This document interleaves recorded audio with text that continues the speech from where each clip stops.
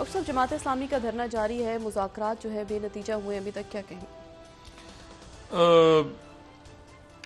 मुझे नहीं पता कि यहाँ से क्या एक हुकूमत ही कह रही है कि हम तो बात नहीं करेंगे उनसे, और उनकी तरफ से कोई ना कोई, मेरे ख्याल से आज ऐलान होगा या कल होगा। जमात इस्लामी कुछ ना कुछ तो यहाँ से जाहिर है उसने गेन करके जाना है पोलिटिकली और पब्लिक के लिए। हाफिज नईम साहब हैं, वो आए हुए हैं और एक अवाम का उन्होंने इशू उठाया हुआ है।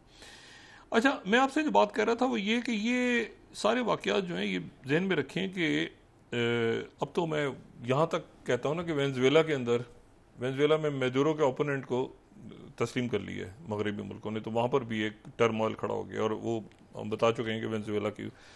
लेकिन ये जो वाक़या है इस्माइल हानिया का, ये वाक़या तो हमारी सरहद के उस तरफ पेश आया, और ये जो है बिल्कुल आप समझें कि बलूचिस्तान में कुछ काफ़ी दिनों से बड़ी बेचैनी थी वहाँ पे। आज वहाँ पर भी जो है वो मुज़ाकरात कामयाब हुए और एक एग्रीमेंट हुआ। सर ये सारा जो मैं बार बार कहता हूँ कि हम जो डिस्कस कर रहे हैं बैठ के कि कुछ नहीं है, ये हमारे आसपास खित्ते में आग लगी हुई है इस वक्त, और ये मामला ख़राब होने जा रहे हैं आगे। अब इसमें यह है कि देखें, अब बांग्लादेश से शुरू करें ना। बांग्लादेश में जमात इस्लामी 1941 में ग़ालिबन जमात इस्लामी जब कायम हुई तो सईद अबुल अला मौदूदी जो है वहाँ पे बांग्लादेश में बड़ी स्ट्रॉन्ग जमात इस्लामी रही, और 1971 में जमात इस्लामी जो है वो पाकिस्तान की फ़ौज के साथ लड़ रहे थे उनके लोग, जो बाद में फिर गिरफ्तार भी हुए और सख्तियाँ भी हुई। लेकिन आप ज़रा देखें कि 2024 में जाके वही लोग जो कि यानी आप समझें कि बिल्कुल ऑपोजिट साइड पे खड़े थे, और वहाँ पर एक किस्म का एक नारा बन गया था कि जो यानी उनकी आज़ादी के ख़िलाफ़, यानी पाकिस्तान के साथ है, मगरबी पाकिस्तान या मौजूदा पाकिस्तान के साथ है, तो वो गद्दार है। अब वो पूरे बांग्लादेश में वो नारे गूंज रहे हैं कि हम भी रज़ाकार, मैं भी रज़ाकार, तो तू भी रज़ाकार, तो वो सारे के सारे जमात इस्लामी बैन हो गई वहाँ पे, और ये बड़ी पावर के साथ जमात इस्लामी सड़कों पे है। और उसके नतीजे 10,000 लोग वहाँ पे क्रैकडाउन हुआ है, 10,000 लोगों को बांग्लादेश में, और 200 से ज़्यादा वहाँ इंसानी जानें जा चुकी हैं। अब ज़रा टर्मोइल देखें, और ये वो टर्मोइल नहीं है जो आप कहें कि ये थोड़ा सा एक है, ये किसी भी वक्त एक बड़ी एक्सीडेंटल वॉर्स पूरे खत्ते में कहीं पर भी बड़ी जंगें हो सकती है, मतलब अचानक। अब मुझे नहीं, मैंने आपसे कहा ना कि ये एक ऐसी सूरत हाल डेवलप हो रही है जो हमें नहीं पता कि किस तरफ जाएगी, लेकिन मैं हमेशा ये बात तो तय है कि जो भी अगली दुनिया का नक्शा बनने जा रहा है जियो पॉलिटिक्स, वो गजा से ही, इसराइल से, यहीं से जन्म लेगा।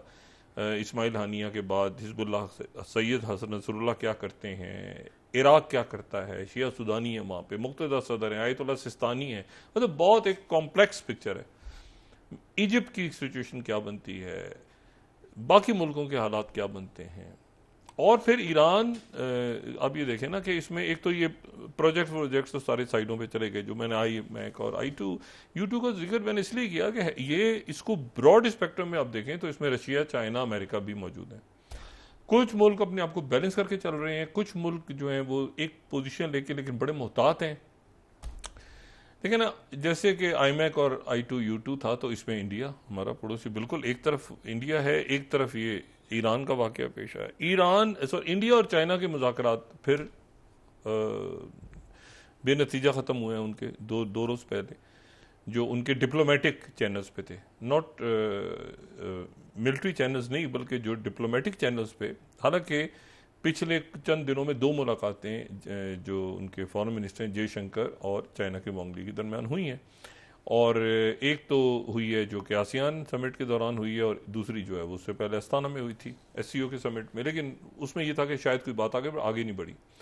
तो वो मुज़ाकरात इस वाक़े से पहले ही वो, क्योंकि मैंने आपसे कहा ना, ये एक लार्जर गेम में, इस लार्जर गेम के अंदर ये जो प्रोजेक्ट्स जो अनाउंस हो रहे थे, तो ये बिल्कुल बेल्ट एंड रोड के अगेंस्ट थे, जो कि जीरो पॉलिसी है इस वक्त चाइना के लिए और रशिया के लिए और नॉर्थ कोरिया, तो बिल्कुल। और ये अब ये देखें कि वो एक बूट्स ऑन द ग्राउंड हैं इस वक्त, बूट्स ऑन द ग्राउंड हैं रशिया और चाइना। अगर आप कहते हैं मिलिट्री बेस है उनकी हॉर्न ऑफ अफ्रीका पे, तो बूट्स ऑन द ग्राउंड हैं। आप रशियन फोर्सेस को तो छोड़ दें, रशियन फोर्स तो खुद है, लेकिन आप यानी रशियन ट्रूप्स तो खुद मौजूद हैं, लेकिन वैगनर ग्रुप तो है। और इशू ये है सारा कि वो अब ये पिक्चर किस तरफ जाती है, कहाँ क्या इसको मुल्क बैलेंस कर सकते हैं। पाकिस्तान ने एक स्टांस ले लिया पाकिस्तान की तरफ से। आज इससे पहले भी मुजाहरे पाकिस्तान में होते रहे फ़लस्तीनियों के साथ, और पाकिस्तान बहुत ज़्यादा खुल के माजी में कई सालों के बाद फ़लस्तीनियों के साथ खड़ा हुआ है। फ़लस्तीनियों का तो एक मुस्तकिल एक इशू चल रहा है ना कई सालों से, लेकिन पाकिस्तान कभी बहुत ज़्यादा गया है, कभी थोड़ा सा कम गया है, कभी बहुत खुल के फ़लस्तीनियों के साथ खड़ा हुआ है। वो ये दिन थे। पाकिस्तान ने करारदाद भी पेश किया, मुनीर अकरम साहब की अब तकरीरें सुने। पाकिस्तान मुस्तकिल यहाँ पे ना सिर्फ पार्लियामेंट में, अक्रॉस द बोर्ड तमाम सियासी जमातें भी और अस्करी क़यादत भी उनके इजलासों में। लेकिन सवाल ये है कि इसमें क्या बाकी मुल्क जो हैं वो भी, उनकी भी वही पोजीशन थी कि वो भी सारे फ़लस्तीनियों के लिए कर रहे थे, लेकिन वो अब इस मरले पे वो मतलब either you are with us or them, क्या वो अपनी टेरिटरी अलाउ करेंगे कि ईरान से कोई फ्लाइट्स जाएं और रास्ते में उनको अमेरिका का या बाकी वो इसराइल पे गिरेंगे वो जहाज या मिसाइल या बाकी, मतलब एक अनसर्टिनिटी सी बहुत ज़्यादा पैदा हो रही है कि कौन सा मुल्क क्या करता है इस वक्त। और मुल्कों ने अपनी अपनी बादशाहतें और अपने अवाम को भी संभालना है, और साथ ही एक बड़ी डेलिकेट सी पॉलिसी भी। मैंने आपसे कहा ना पूरी दुनिया में वो सफारतकार भी अलर्ट हो रहे हैं। और इस दौरान आप देखें, ये शुक्र है ये माहिदा पहले हो गया था, ये जो कैदी रिहा हो गया, वरना ये भी बीच में कहीं इसमें आ जाते। ये जो कैदियों का तबादला हो गया अमेरिका और रशिया और जर्मनी का, शुक्र है ये वक्त पे हो गया। इसकी तैयारी बहुत अरसे से थी, ये हो गया, वरना इतने क्यास में वो उनका पता नहीं क्या होना था। जैसे कि वो रह गए जो फ़लस्तीनी जेलों में, और यरगमाली भी रह गए, उनका भी किसी को नहीं पता कि वो क्या बनेगा, उनका क्या नहीं बनेगा। जो हमास के पास रह गए वो सेकंड इशू बन गया। ये सनवर के ऊपर भी कहा जा रहा है कि वो भी एक कैंडिडेट हैं जो हमास की क़यादत संभालने इस्माइल हानिया के बाद। लेकिन ज़ाहिर हमास की क़यादत वही शख्स संभालेगा जो बाहर हो, ज़्यादा मूव कर सके डिप्लोमेटिकली भी। और सारा भी तो खालिद मिशाल हो सकते हैं, या हो सकता है खलील हानिया, किसी भी और शख्सियत को दे सकते हैं, लेकिन वो जल्द ही अनाउंस हो जाएगा। इंडिया का रिस्पॉन्स अभी आना है। इंडिया का रिस्पॉन्स जो होगा मेरा ख्याल है बड़ा मुतासा होगा, क्योंकि ईरान के अंदर ही वाक़या पेश आया है, और वो जो है वो एक अजीब सी सूरत हाल जो मैंने आपसे बांग्लादेश में डेवलप हो रही है। तो हसीना वाजिद, मुझे नहीं लगता कि हसीना वाजिद सर्वाइव कर पाएंगी, ना किसी का दुनिया में ध्यान है हसीना वाजिद पे इस वक्त। लेकिन फिर बांग्लादेश के अंदर क्या होगा ये भी हम नहीं जानते। यानी पोस्ट हसीना वाजिद वहाँ पर स्टूडेंट्स निकले हुए हैं, वहाँ उन्होंने यूट्यूब ये वो सारी दुनिया की चीज़ें बंद कर दी हैं, म्यांमार, और वो अजीब एक सूरत हाल में क्योस है। और बांग्लादेश के अंदर जो है वो हसीना वाजिद तो नहीं बचती। अब हसीना वाजिद अगर नहीं बचती तो वहाँ दूसरी तहरीक जो है वो तो गो इंडिया गो है, मतलब एक वो तो है ही। मैंने आपसे कहा ना, ये बड़ी अजीब सूरत हाल है कि मुल्कों की वो political campaign he go India, India in India out पे चल रही है। मतलब ये अजीब सी बात है। मतलब इतना इंडिया उनके पॉलिटिकल सेटअप में घुसा हुआ था कि मतलब मालदीव को तो इंडिया इन इंडिया का आउट, मतलब नेपाल तो India in India out, Bangladesh तो इंडिया इन इंडिया आउट। तो इंडिया के लिए इस वक्त बड़ा, फिर चाइना के साथ वो बातचीत रुक गई अपनी जगह, और चाइना मिडिल ईस्ट में इन्वॉल्व है। ठीक है, ये उन्होंने जब अमेरिकन ने कहा कि आप ये इनको कहीं हुतीस को कि ये अलाउ, तो चाइना नहीं इन्वॉल्व हुआ बीच में। और चाइना अब क्या करता है, क्योंकि चाइना ने 14 अराकीन को बुला के पोस्ट वॉर प्लान पूरा तैयार कर लिया था। ठीक है, अच्छा, तुर्की और कतर के ऊपर बहुत ज्यादा ट्रस्ट इसराइल नहीं करता। मतलब वो हैं, उनके ताल्लुकात हैं, लेकिन जो तैयब उर्दगन का एक स्टांस है वो ट्रस्ट करते भी नहीं है। वो पकड़ा भी हुआ है उन्होंने मुसाद। तो मैंने आपसे ना कि ये बहुत ज्यादा एक ऐसी सूरत हाल डेवलप हो रही है अगले चंद दिनों में। और ये मैंने आपसे कहा, ईरान अभी अपने पॉइंट ऑफ व्यू के साथ आएगा कि वो बताएगा कि भाई ये तो मैसिव सिक्योरिटी ब्रीच भी नहीं है, ये तो फिर कंस्पिरेसी हो गई ना कि 2 महीने पहले रखा था लाके किसी ने धमाका खेज मवाद, यानी किसी को पता था कि ये हादसा होगा, फिर वो तकरीब होगी, फिर हम इस्माइल हानिया। तो ईरान अभी अपने नुक्ता नजर अपनी इन्वेस्टिगेशंस के साथ आके ये क्लैरिफाई करेगा जो न्यूयॉर्क टाइम्स की स्टोरी है। ये बहुत ही अजीब स्टोरी है। कैसे मुमकिन है 2 महीने पहले तो इस्माइल हयात थे, जो इब्राहिम मरीची थे।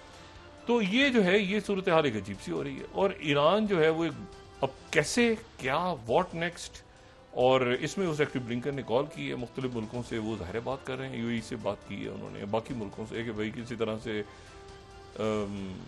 पीस एग्रीमेंट होना चाहिए। मगर उस पीस एग्रीमेंट तो जब होगा सो होगा, उससे पहले एक भरपूर जंग जरूर होगी। उसमें कौन कहाँ पे क्या होता है, किसका क्या बनता है, एक भरपूर जंग तो होगी। ठीक है ना।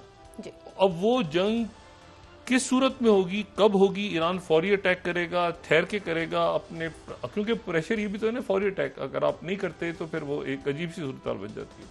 क्या नेतन्याहू उसमें जाएगा, बचेगा? क्योंकि नेतन्याहू भी तो एक इरिटेंट बना हुआ है ना, कि जी वो भी एक नहीं होने दे रहा, मामला को आगे नहीं चलने दे रहा। तो वो क्या मतलब है कि डीप स्टेट्स एक्टिव हैं, मुल्क एक्टिव हैं, दुनिया एक्टिव है।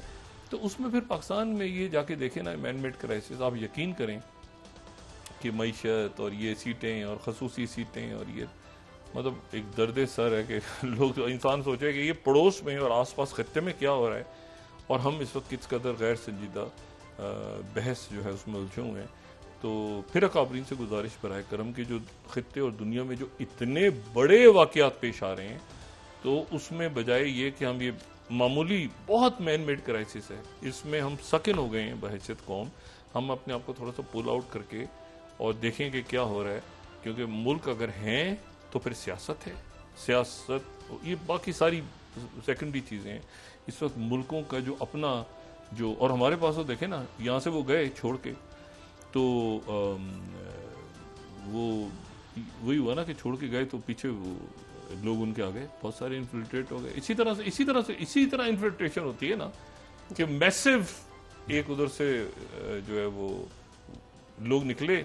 जब इनकलाब हुआ अफगानिस्तान से तो हज़ारों की तादाद में लोग निकले, तो उसमें जाहिर है कि हज़ारों लोगों को रोका नहीं जा सकता, तो बहुत से अंदर आ गए, वो कोई कुछ था, कोई कुछ था, कोई कुछ था। वो अब यहाँ पर कोई पुरसकून रहते हैं, कोई दहशतगर्दी में इन्वॉल्व है। तो ये इसलिए मुल्कों को अपने आप को संभालना इतना ज़रूरी है इस वक्त, कि फिर वही बात कि हम गुजारिश कर सकते हैं, ये डिस्टेबलाइज हो गया बांग्लादेश मुकम्मल तौर पर देखते देखते।